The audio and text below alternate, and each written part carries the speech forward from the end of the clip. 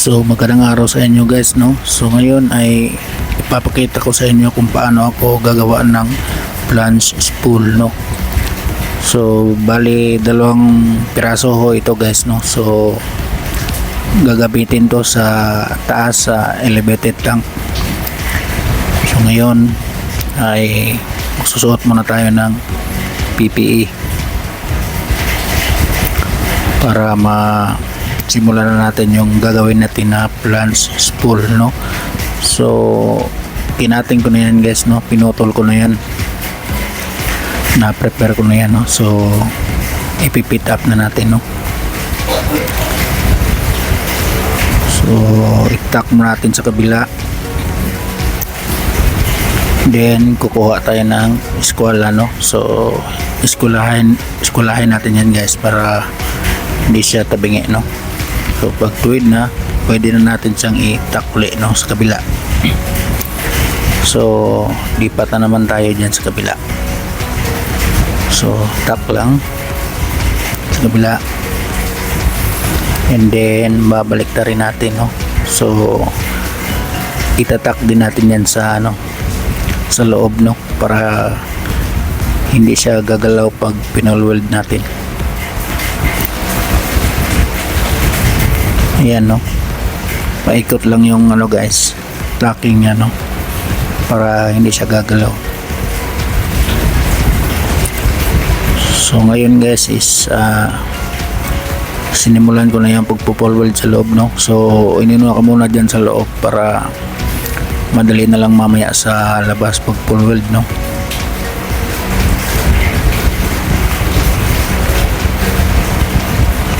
So tuloy-tuloy yan guys hanggang sa ma-pull weld yan sa loob, no. So ang size plan nito guys is diameter ng natin tubo is 4 inches, no. Schedule 40 GI ito guys.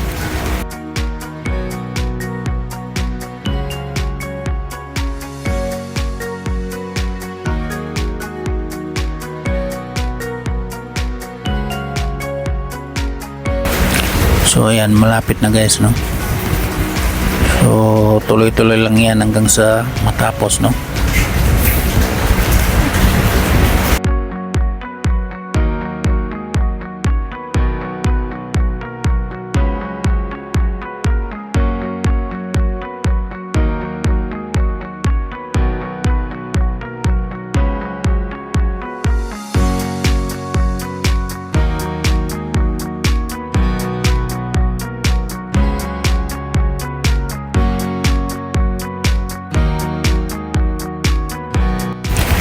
So ayan guys, ay tinatanggal ko na yung flux niya, no, para malinis siya, no.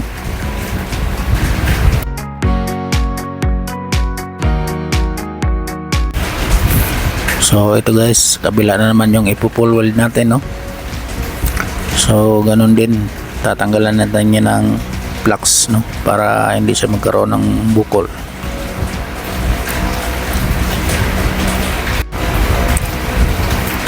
Linisan natin ng yan mabuti, no. So guys, sisimulan na natin yung pagpupulweld, no. So nilagyan ko nga pala ng yan guys, kalso, no, para hindi siya bumula, no. Kasi pag bumula yan is magkakaroon ng porosity yan, no.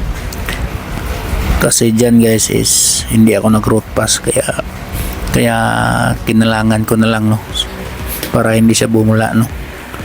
So yan yung dyan, diskarte, tsaka yung amperahe kailangan din na malakas para hindi siya para malusaw siya ng maayos, no, hindi siya bumukol.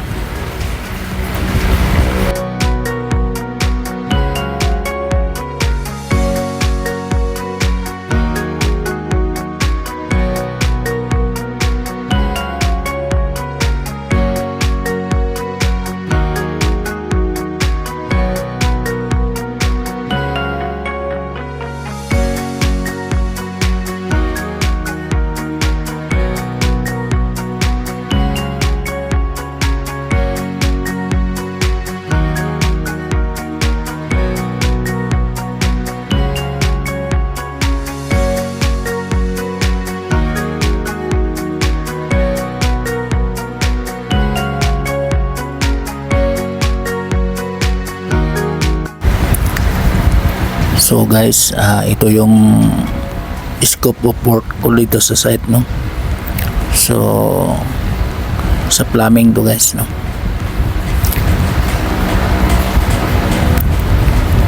Para to doon sa elevated tank natin, no.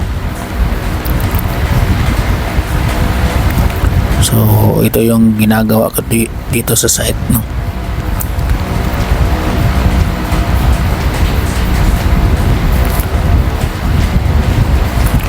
So ayan, tuloy-tuloy lang natin yung pagpo-full weld, no, hanggang sa matapos, no.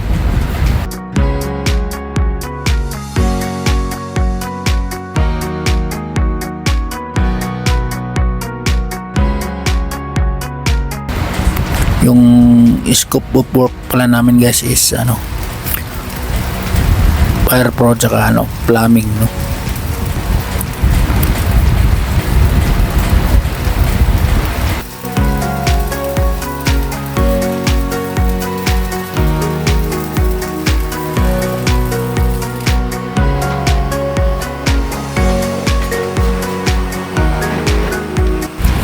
So ayan, tapos na yung isa, no. So yung isa naman yung i-prepare ko, no.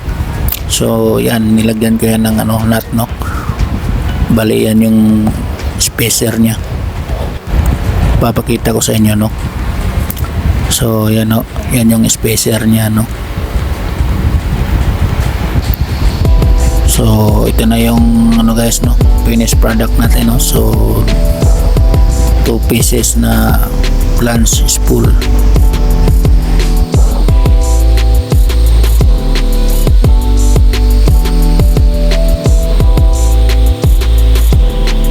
So maraming salamat sa panonood guys, hanggang sa muli, paalam.